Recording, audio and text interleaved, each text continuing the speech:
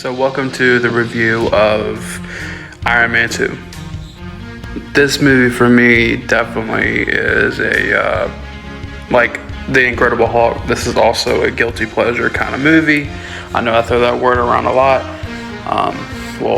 phrase a lot, but for me this movie is one of those movies where I could just throw one. I mean, the whole Iron Man trilogy I could just throw on anytime and I would just enjoy.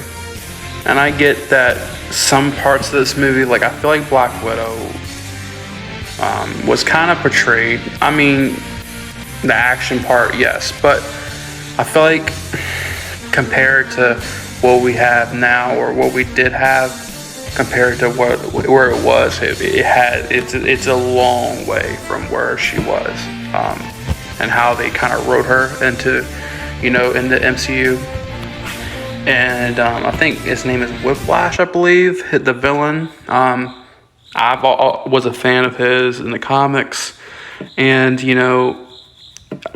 I liked him. I feel like him as a villain. I feel like he was kind of the actor. I feel like the whole villain was kind of like dropped a little bit, as in kind of a missed opportunity. He could have been easily a villain just as great as Loki or Thanos.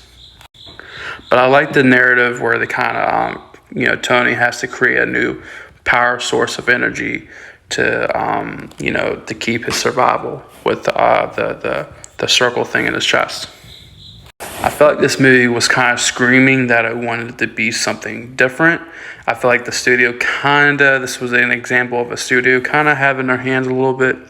But, it was done so well that it didn't end up badly, kind of like Spider-Man 3 did. And every time I see this movie now, seeing that little kid, when Iron Man jumps down and tries to stop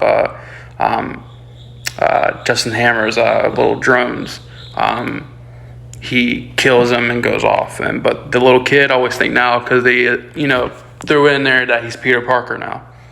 But overall, it's one of those movies where I can just kick back and enjoy and have fun. It's just an enjoyable movie for a family or just as an MCU fan, a Marvel fan. It's one of those movies you can sit back and just enjoy it.